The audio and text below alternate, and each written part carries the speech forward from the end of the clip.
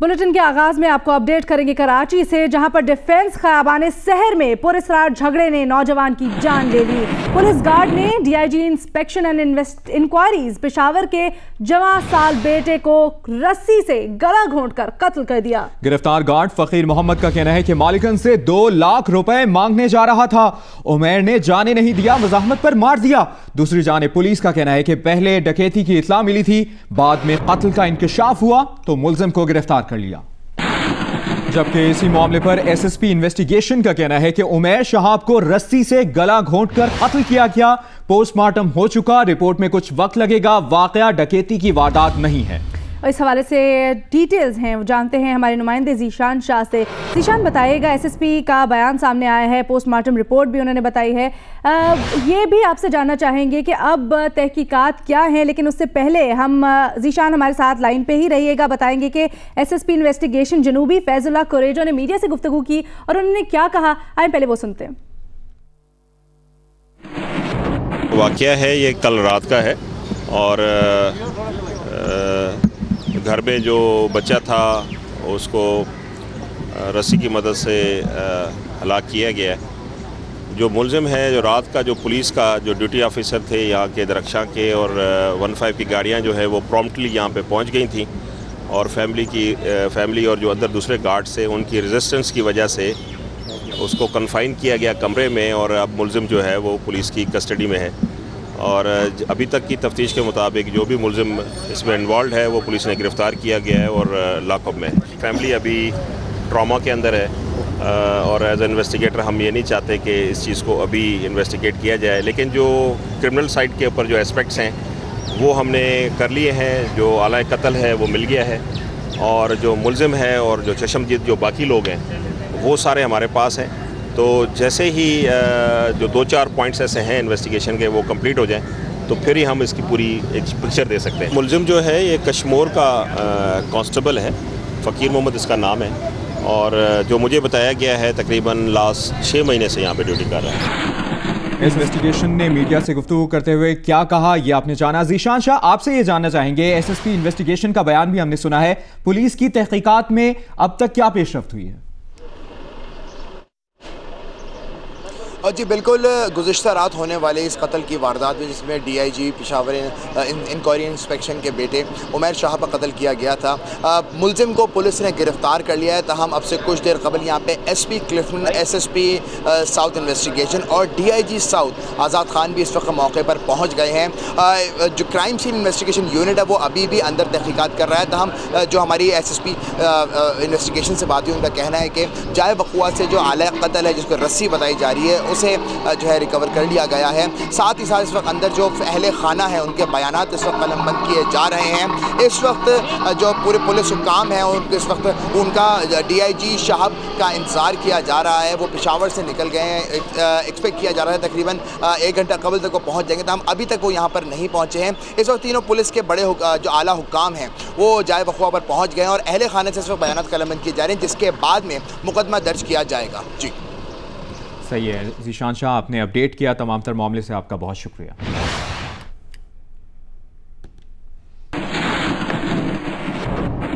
इस वाक़े से मुतालिक आपको मजीद भी अपडेट करते रहेंगे, लेकिन अभी आपको लिए चलते हैं फैसलाबाद, जहां पर आबिद शेर अली मीडिया से गुफ्तगू कर रहे हैं।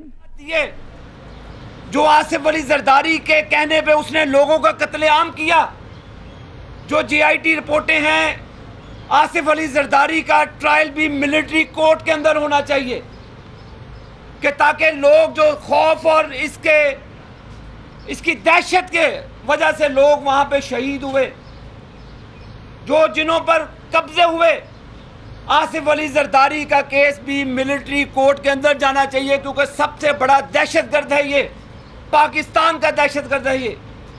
और मैं ये भी आज डिमांड करूँगा, हमने तो अपनी 3 नस्लों का हिसाब किताब दिया, जो डॉक्टर जुल्फकार मिर्जा ने इंकशाफात किए उसके ऊपर भी जीआईटी बननी चाहिए कि सिंध के अंदर जितने कारोबारी हजरात जिनके कारोबार हैं उनकी मलकियत जरदारी साहब के नाम होगी।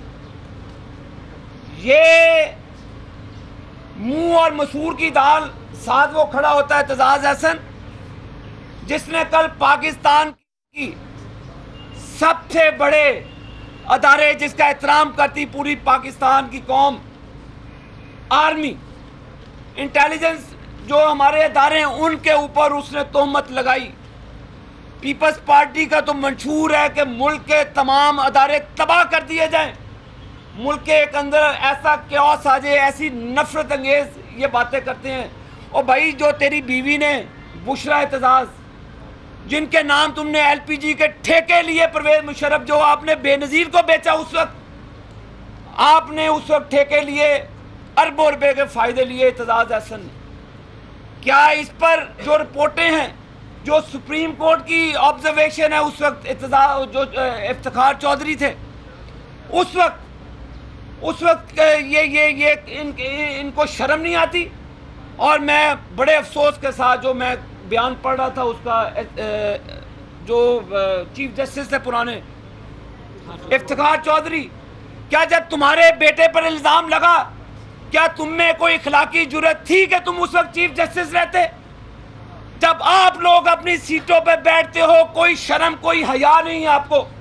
आपके पास क्या इखलाकी जवाब था जब शुएब सिडल की सरबराही में एक कमीशन बनाने की कोशिश की, तो आपने खुद 100 मोटर लेकर वो शुएब सिडल के कमीशन को रिजेक्ट किया?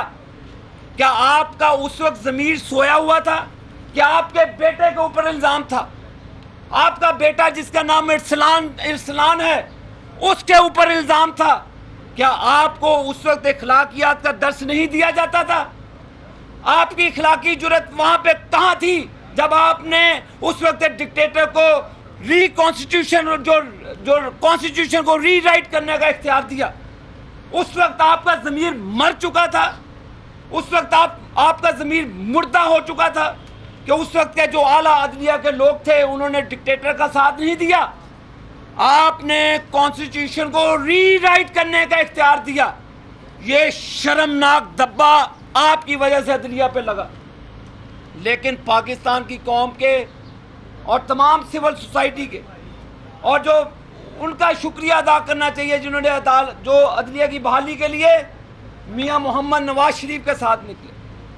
हमने तो उससे कोई कंप्रोमाइज़ नहीं किया, मुशर्रफ के साथ कोई सौदेबाजी नहीं की।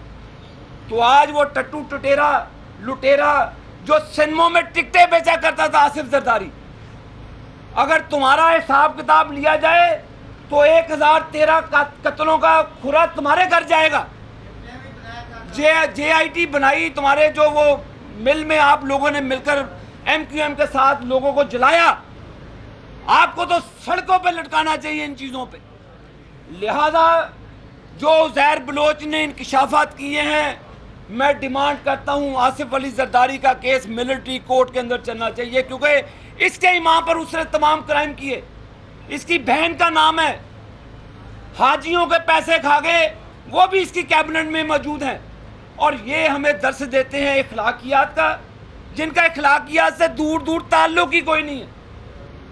इनके खून में इखलाकियात का नाम ही मौजूद नहीं है, जिनका माइंडसेट शुरू से कत्लो गारत, मिस्टर 10% से 100% कमीशन, और इसके जो ले पालक बच्चे टप्पी जफर टप्पी, जो सिंध की धरती का मशहूर तरीन गुंडा, इसका फ्रंटमैन और इसके कहने पर कत्ल करने वाला और पैसे पकड़ने वाला उज़ैर बलोच ने जो कहा कि करोड़ों रुपए की जायदाद जो बिलावल हाउस के इर्द गिर्द है, वो किस तरह इन्होंने ज़मीनें हड़प की, इनको लटकाना चाहिए। और इस पर मैं समझता हूं कि कोई दो राय नहीं है कि इसका कोर्ट, जो आसिफ जरदारी का केस, अब मिलिट्री कोर्ट में जाना चाहिए। JIT बनेगी, उसके ऊपर भी जुल्फ़िकार मिर्ज़ा के ऊपर, नवाज शरीफ के ऊपर इल्ज़ाम लगे तो उसके ख़ानदान 3-3 नस्लों का हिसाब किताब देने के लिए सब निकल आए हैं। और ये कैसे लोग हैं? अरबों रुपए का डाकू चोर पकड़ा जाता है शर्जील मेमन, फ्रंटमैन आसिफ जरदारी का।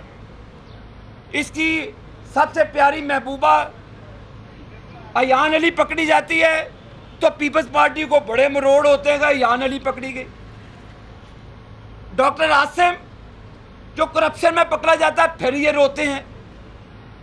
अगर जो मामला जो भी करप्शन के हैं, जो भी तुम्हारे चोर और डाकू तुम्हारे फ्रंट रनर हैं, अभी भी 2-4 लोग जिनकी इन्वेस्टिगेशन चल रही वो पकड़े गए किसी के पास भी, तो बड़ा रो रहा है।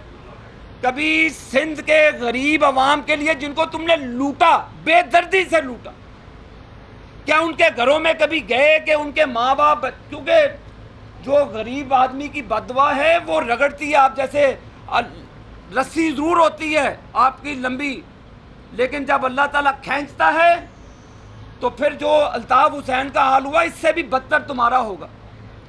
तुम लांडी जेल की बात करते हो, नवाज शरीफ कभी मुल्क से फरार नहीं हुआ, जैसे तुम बात करके 3 साल के लिए फरार हो गए और अपनी कैबिनेट की मीटिंगें तुम दुबई कॉल करते रहे।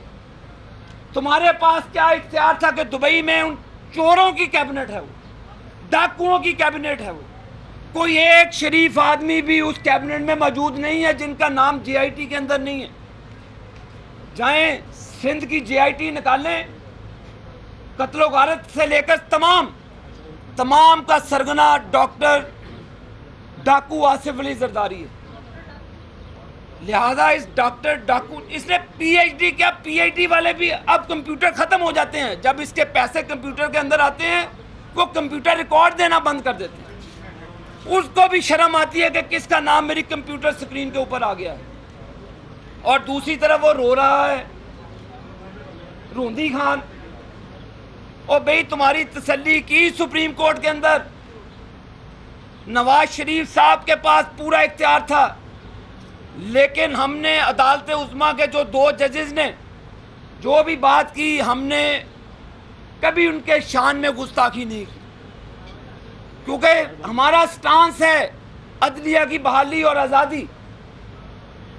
और हमने उन तमाम जजेस ने, चाहे जिन्होंने इख्तिलाफी नोट लिखा या जिन्होंने JIT बनाई, हमने उनके फैसलों को मनोमन, जो मेजॉरिटी का फैसला है, सुप्रीम कोर्ट का जो फैसला होता है वो मेजॉरिटी का होता है, मिनॉरिटी का नहीं होता। सुप्रीम कोर्ट की मेजॉरिटी डिसीजन के मुताबिक जो फैसला किया है PMLN, जब भी तहकीकात बिल्कुल आज़ाद है, ये कैमरे, ये मीडिया, ये तमाम आज़ाद है, कोई ये पुरानी चीज़ नहीं है कि आप जो मर्जी कर लें।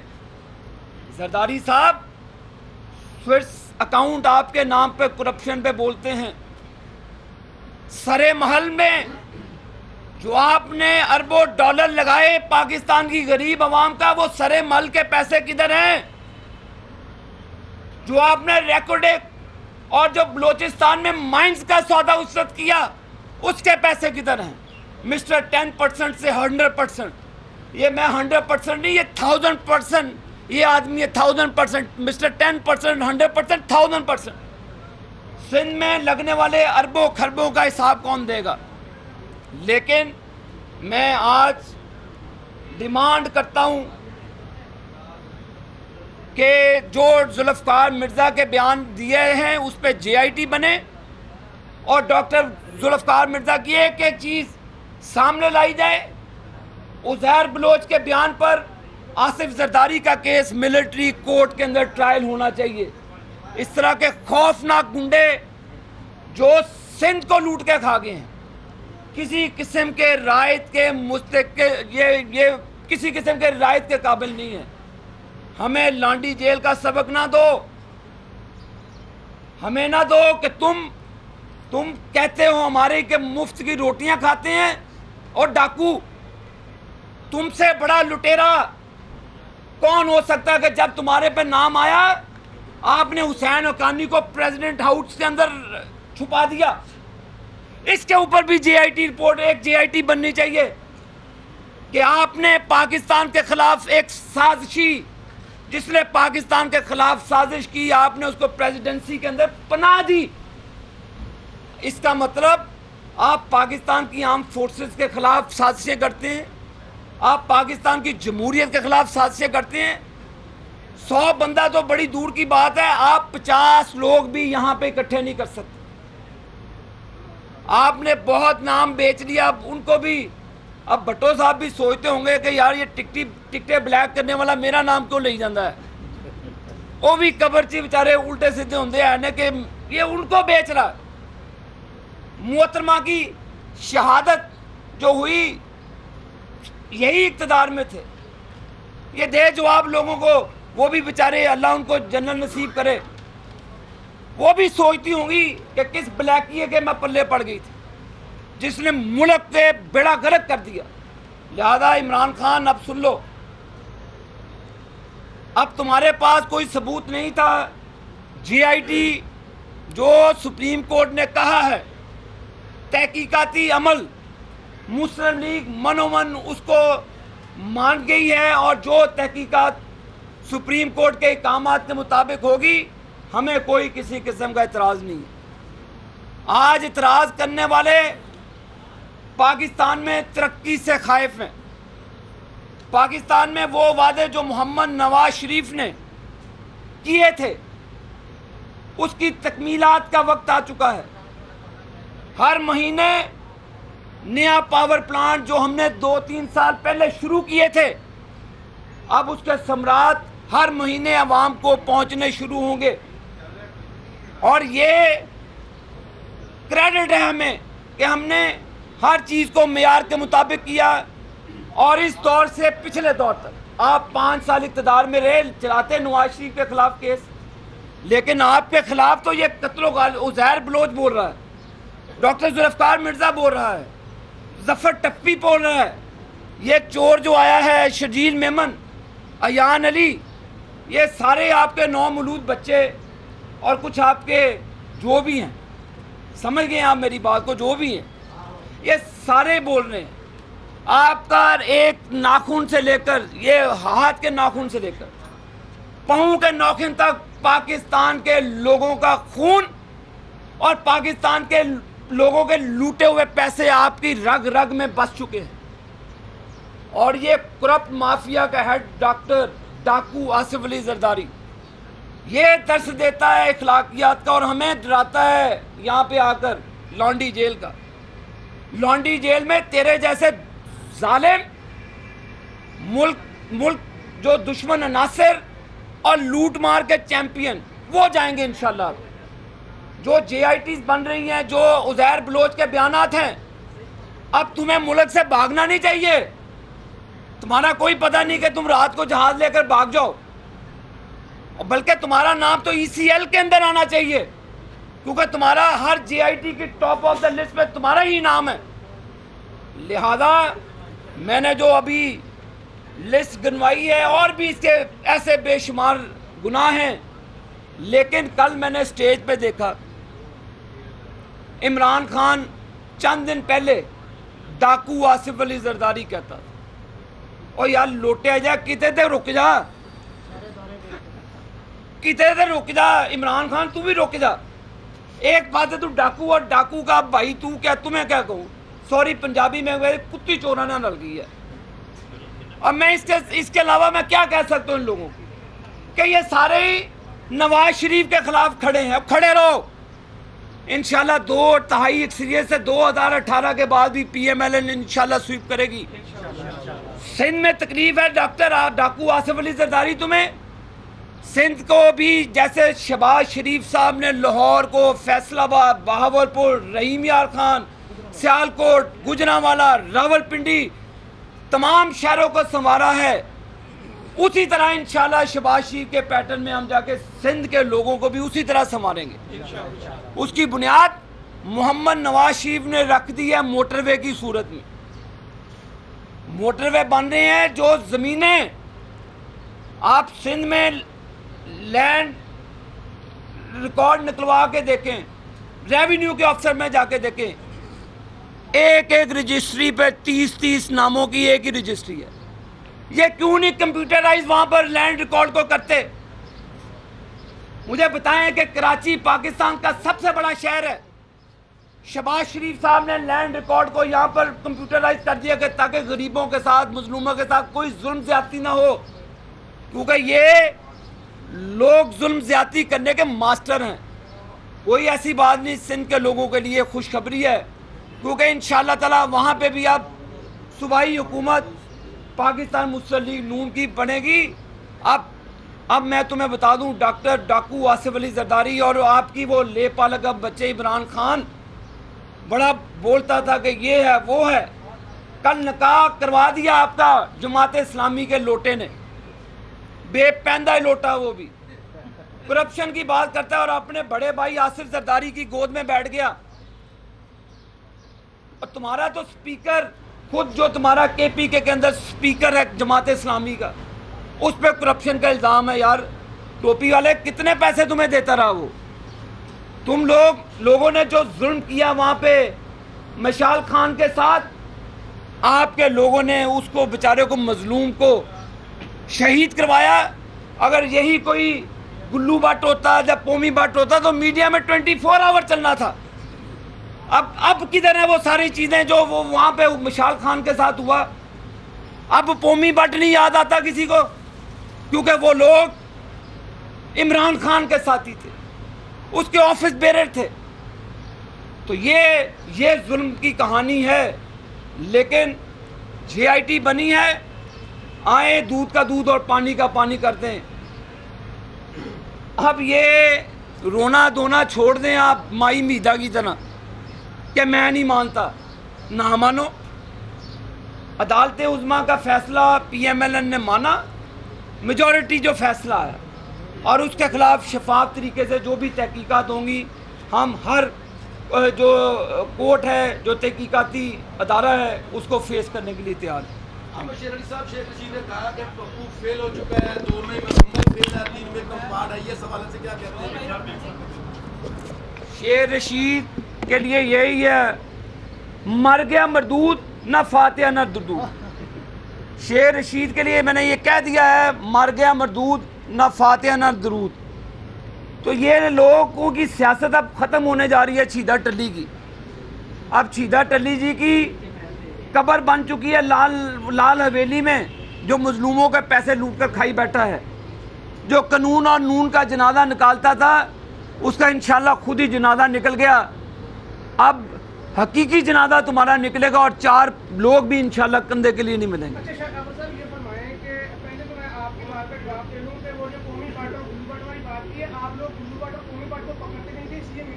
अदालत के अंदर हैं, वो लोगों को सजाएं मिली हैं। सवाल मेरा ये है कि 2 जजेस ने मियां साहब को मुजरिम करार दिया है, 3 जजेस ने मुल्ज़िम करार दिया है। आप कैसे कह सकते हैं कि बरी हो गए और इंसाफ जुड़ गया? आप मुझे बताएं कि किधर लिखा है जी मुल्ज़िम करार दे दिया? एक सेकंड, मेरे कभी भी नहीं होती, मेरे खिलाफ भी इन्वेस्टिगेशन हो सकती है। क्या मैं मुल्ज़िम हूँ? एक सेकंड, नहीं जी, मुल्ज़िम बन के नहीं। आप एक सेकंड, आप अर्ज सुन लें भाई, आप मेरी भी अर्ज सुन लें। आप रोते क्यों? मेरी बात सुन लें, बड़े मैं प्यार से बात कर रहा हूँ। जब तक आपके ऊपर जुर्म साबित ना हो जाए, जब तक आपके ऊपर जुर्म साबित ना हो जाए, आप किसी को मुजरिम नहीं ठहरा सकते। ठहर गए यार, पीछे। लिहाजा जुर्म साबित करना आपका और हमारा काम नहीं है। जो चीज़ें शवाहिद पेश होंगे, उसकी बुनियाद पर आप बात कर सकते हैं। मुजरिम वो होता है जिसको सज़ा हो जाए। मैं फिर आपको कहता हूं कि मुजरिम वो होता है जिसको अदालत उज़्मा सज़ा दे दे। आप तहकीकात में इन्वॉल्वमेंट के लिए मुजरिम नहीं ठहरा सकते किसी को, क्योंकि तारा मेरे पे तहकीकात ना इल्ज़ाम है ना मेरे पे। नून लीग के आबिद शेर अली फैसलाबाद में मीडिया से गुफ्तगू कर रहे हैं। उनका कहना था कि आसिफ अली जरदारी का केस भी मिलिट्री कोर्ट के अंदर जाना चाहिए।